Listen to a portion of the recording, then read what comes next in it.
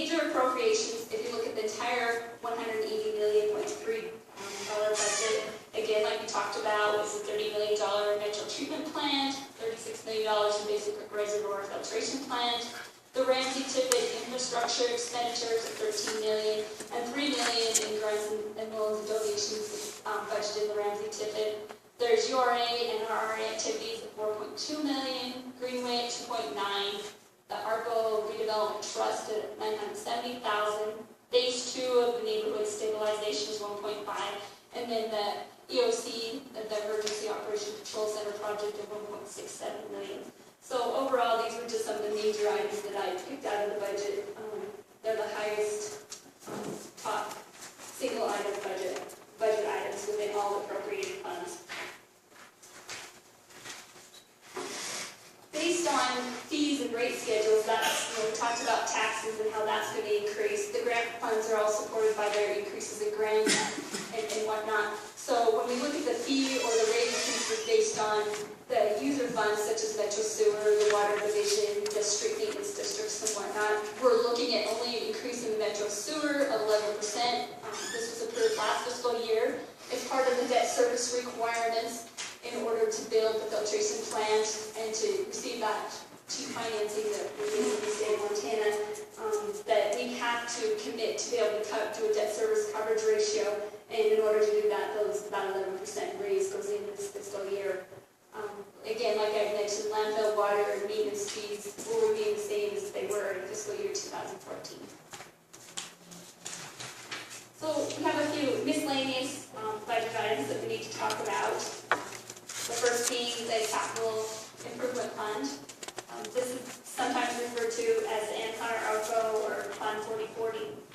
I've mentioned before that we had there was an $87,000 allocation to the Civic Center for a fire alarm system that had been anticipated being paid out of these funds. When I received that first initial claim and was looking into the whole budget process and what could really come out of 4040, it was quickly brought to my attention that there's not sufficient funds in this account to cover those expenditures, because back in 1998, the Butte-Somerville Council of Commissioners committed to use $2.65 million of these funds to collateralize the debt for the tram project. On April 16, 2010, Commissioner Palmer resubmitted a communication to confirm the commitment in the amount of $2.7 million. All these communications were acted upon and agreed to this commitment for collateral.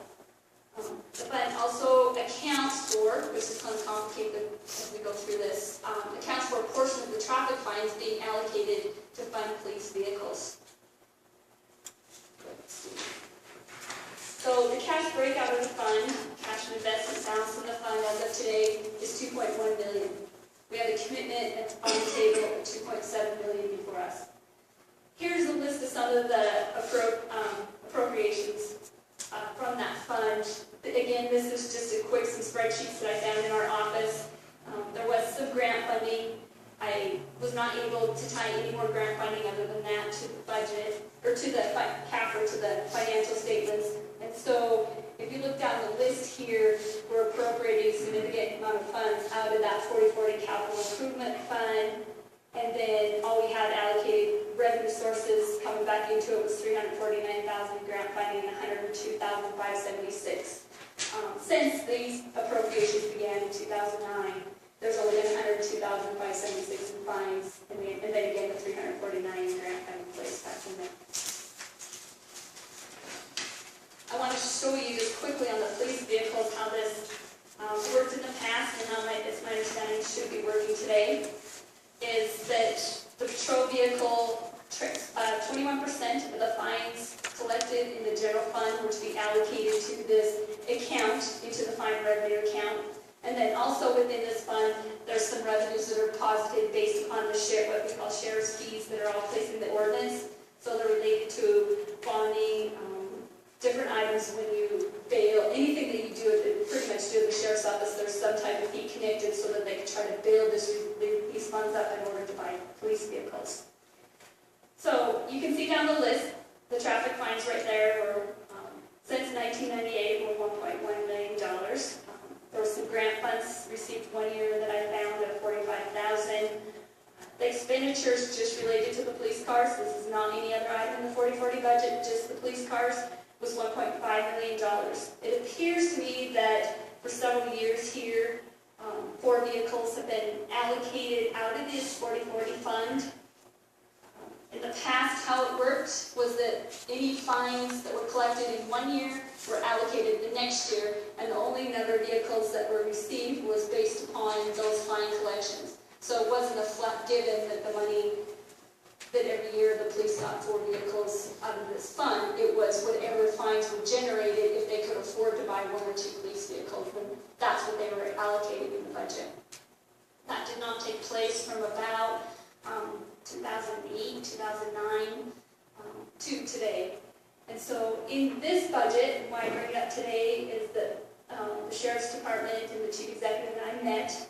They're in dire need of still maintaining some type of level of vehicles. And so I'm going to ask you today that you allow me to, after the communication, not in this presentation, but in the communication when we get to the budget process, that we are able to still allocate $69,000 from the general fund into this fund so that they can support and have 2 vehicles out of this fund for this year. With the negative $374,000 that has occurred in this budget related to the police vehicles, you know, I think right now, based upon the budget and how it's balanced, I think we have to look differently for the commitment for the tram. I don't see how the general fund can eat $374,000 today without raising taxes significantly. So my recommendation in this preliminary budget, again, is to allocate the 2 cars out of 40/40 based on my discussions with Chief Executive Vincent, and that's his recommendation as well, and our discussions with the Sheriff's Department. To honor the commitment of the tram, right now that's still on the table and still required to be committed until some other action is taken, I say that we maintain the $2.1 million in the capital improvement and ARGO funds, and the remaining $600,000 from the Economic Development Hard Rock Fund, which is $28.95. I'd like to continue discussion with the Lady of the Rockies Tram project team and the financial, little typo here, and financial solutions, for financial solutions, and how we go further with BSB's commitment to collateralize this tram project.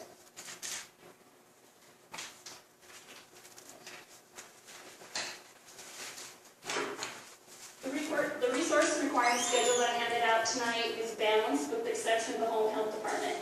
This program developed a negative cash balance over the years of operation. The Board of Health, to avoid furthering the debt and to stay in compliance with the mission of the Health Department, has eliminated the program. I believe this was discussed before Council sometime in the spring. That's what I've been led to believe. I'm not sure how that all took place. The cash balance is a negative today in that fund is a negative $109,776. They have remaining receivables to be collected of $51,000 and $9,000 in fixed assets to be sold. The Health Department would like to continue to collect on the receivables in 2015 and then close the fund by June 30th of 2015. That would require us to do some type of intergovernmental loan or some type of financing of this $109,000 in order for them to do it. Either way, it's going to require some funding. So either we grant them the money right out, or we loan them and it incurs the collection of this $51,000, and they come back next year before fiscal year ends and seek the grant for the remaining balance of what's left to be collected in the fund. That's another item we've got to discuss later on the agenda. In my conclusion of this presentation, I think I owe a lot of thanks to my staff, Steve Ducharme, Assistant Finance and Budget Director, Debbie Alt, Diane Reagan, and Winnie McGrath. They worked really hard on this budget. The budget is not only the budget that you see here tonight. It takes a lot of financial statement preparation and whatnot. We do a lot of year-end closing activities, and all that is going on in conjunction so that we build the best budget possible. I don't believe that we can present to you a balanced resource requirement schedule to my department goes through fiscal year end. So that would be by August 20th, it will be through fiscal year end, so that the final resource requirement schedule that you see will be based on the final financial position of the Minnesota. And they've really worked a lot hard. They've stepped up whenever I've asked them. They've really done a lot. Also, also want to thank the department head and other elected officials who kind of given them timelines in order for us to meet our timelines that aren't really great, especially in the summer months when we want to be taking a few days off here and there. And I also want to thank Chief Executive Vincent and the council for all your support through this process, because it is challenging, but it's also a rewarding time too. So there's a lot of great things going on in Deep Silver Bow. I hope people will see that everything I presented tonight is a negative. There's great things happening. You know, the URA, for one example, we talked about it again last week about the sunset of the URA. That just proves that an economic development tool that worked. We were able to gain $1.6 million in taxable value. There's a lot of energy within both in the department heads and elected officials trying to move the county forward. They're constantly pressuring my office for more dollars and more funds to do